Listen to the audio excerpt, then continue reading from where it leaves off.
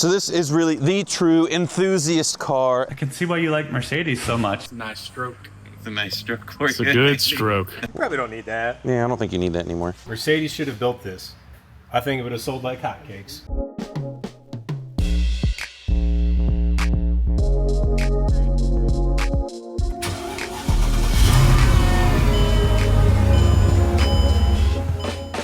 This, on the other hand, is a little bit more my flavor. This car was perfect. It needed nothing.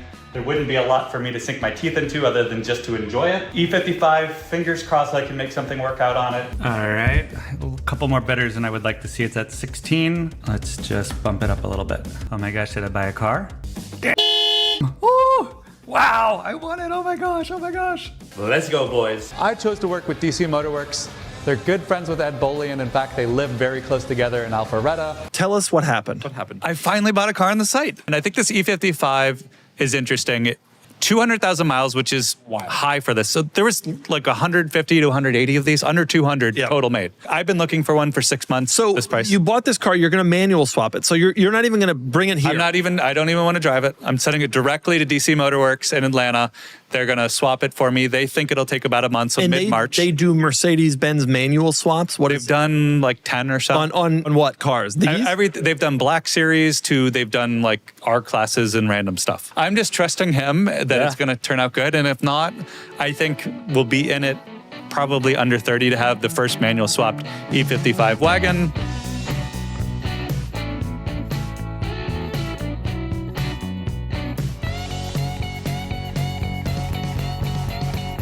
Hey everyone, and welcome back to DC MotorWerks. My name is Cameron, and today we have brought you a true unicorn. This is a W211, or actually an S211. This is a E55 wagon. Yes, the under 200 unit, 2 model year only, 05 and 06 E55 wagon, a proper long roof with a supercharged V8. So this is really the true enthusiast car, a V8 supercharged AMG wagon, rear wheel drive, and this is a proper driven one, 205 odd thousand miles. And this is actually Nick Roshon's from Cars and Bids. He just recently won it a few weeks ago and sent it straight here because we are going to take out the old antiquated 5-speed automatic and put in a proper 3-pedal manual transmission into a supercharged 500 horsepower AMG wagon, making it the true thing that Mercedes should have done from the factory. But hey, here 20 odd years later at DC MotorWerks,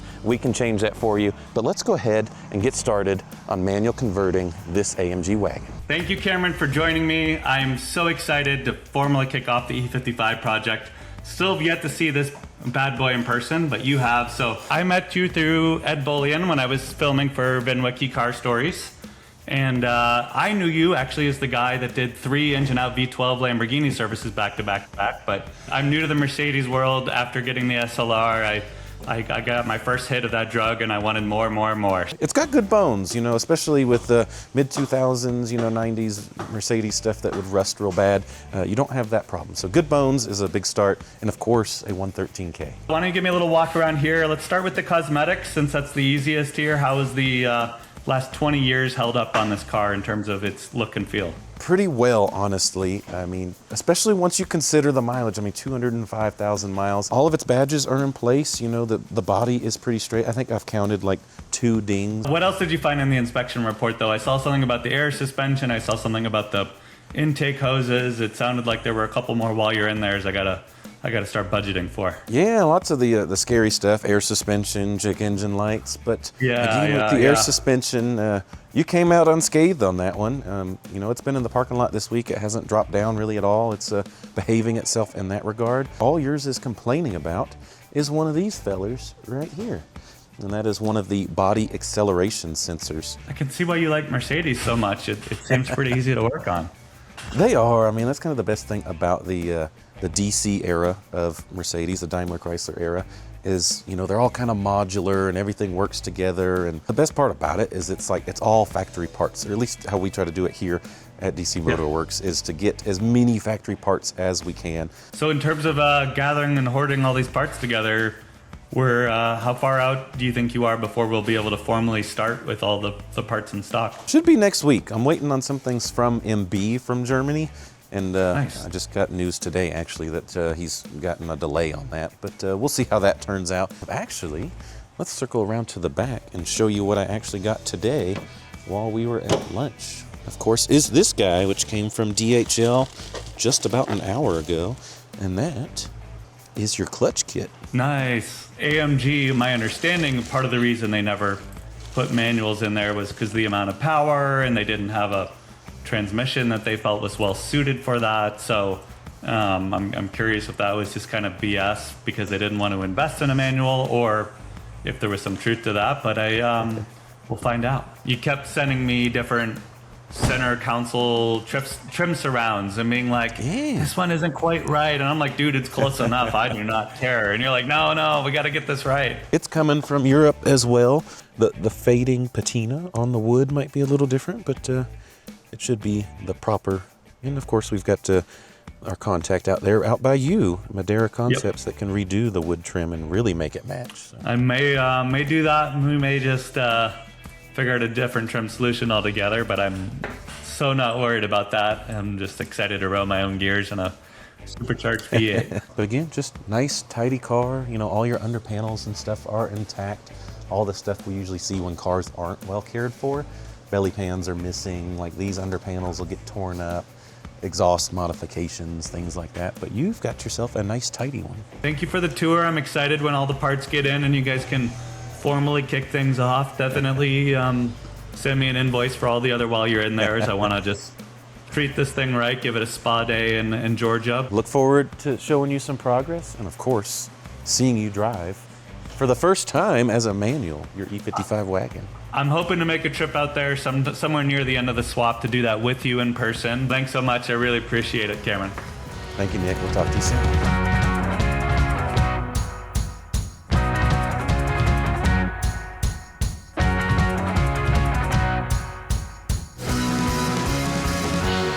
We're gonna do a little unboxing for you of one of your final parts we were waiting on for your manual swap. Factory in the box. Oh, look at it. Would you just look at it? Look at that. Look at that beauty. All right, we'll do a full unboxing and unbagging too. You gotta bag it, right, Andy? You end up with a lot of trouble. Oh yeah. It's got the nice foam isolator there. And look. You know, do all the, we got rewind right there. Okay, 1, 2, 3, 4. Man, that action. You know. It's a nice stroke. It's a nice stroke for you. It's a good stroke. There you go. Now off to Paul to do the fun stuff. Yep. My job's over. So right now I'm messing with the shifter. They don't actually have a drop-in shifter assembly for a manual swap here for a E55 compressor. And so I've got to actually make this one a little bit longer to make it actually work correctly. Not by much, about an inch, but the amount of work that it takes to do that is kind of extensive. If you get it off just a little bit, you're gonna notice manual gearbox in it. And we're in the process of buttoning that up, taking a few days here to get it all wrapped up, getting the drive shaft made. Center support bearing and bushing itself were kind of blown out, and the universal joint was pretty bad too. So it's a really good idea to take care of all that at once. Pretty factory setup here. I've still got to mess with this to make the reverse lights work. But all of our wire looms and everything are ground, strap here, our cross member, transmount, all that stuff. It all works and looks great. Plugged the clutch and everything yesterday, so that works. And the third pedal's in the car already. So yeah, we're getting there. Gonna hopefully be able to drive this thing today. It'll be exciting. This connects your shift knob to your actual gearbox. This is what determines what gear you're in. And I'm actually pulling the shifter assembly apart so that when I go to weld it, I don't destroy this plastic bushing right here. So just like that, it's apart. What we're gonna do is actually cut it in this area here, and I'll lengthen that about an inch. And then same with this guy, I'll probably cut it in this area. That way I've got some good structure here. And I'll weld on a little 1-inch section there as well. And that way everything lines up perfectly in the car, so this sits center. We have quite a few different versions of the same thing, so it's good to see what works correctly. That way if we have another one, we know which shifter style we need. We'll have to get some metal together, some aluminum. So this section here is aluminum and this section is steel. So I get to do some TIG work and make it look pretty, hopefully. Turns out I had aluminum. I had a pile of crap over here, but this is fresh, very nice aluminum. It's actually the right thickness and everything. I'll be able to drop that again. I'll be able to weld this up now with this and make it one again. So I actually did wind up chopping it right there at the ear, and yeah, put something like this, about 1 inch, and make it look good again. So we'll see what happens. The real trick is if I had thicker aluminum yet.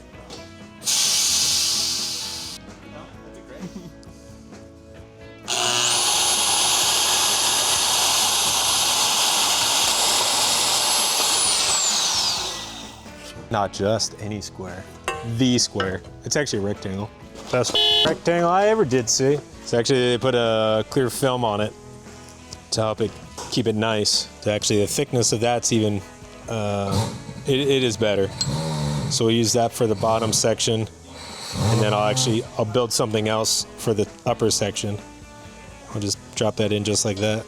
Maybe do something like that, then form it a little bit more, or maybe I'll cut another section out and then I'll actually round it out and make it look correct again. We'll see.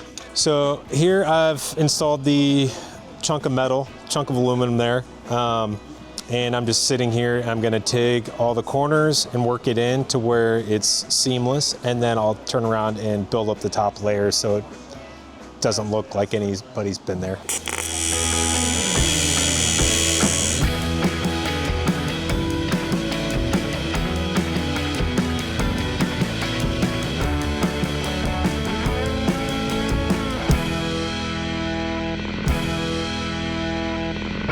All right, we are in for a status update on the E55 wagon. You can see there are lots of parts that have exited the vehicle, mainly automatic stuff. So there's you. Probably don't need that. Yeah, I don't think you need that anymore. Definitely That's don't pretty need big that. too. Yeah, don't need that. Oh, definitely not that. No, you don't need that anymore either. Yeah. We got a proper Mercedes swap shop one of those now, so that is in. Trans cooler lines, don't need those. We got some replacement parts. Got some sway bar links, some thrust arms. This is the aromatic suspension fault. It was just this fella right here. So that still needs put in. In behind door number 1, we have 4 pedals, because on a Mercedes, your parking brake is on the floor. Look at that, 4 matching sport pedals. Looks so good. And we have a proper shifter. Look at that, totally factory. And that's because it is, it's all factory parts. Look at that, just natural, proper, retaining your factory air suspension. Looks so good, look at all this. And best part is right there. Oh, it's so good. Nice and smooth. Look at that, just nice and tight. Over here we have a mess of metal shavings. Cameron likes to think it all just lays in there, all factory-like, but it does take some doing.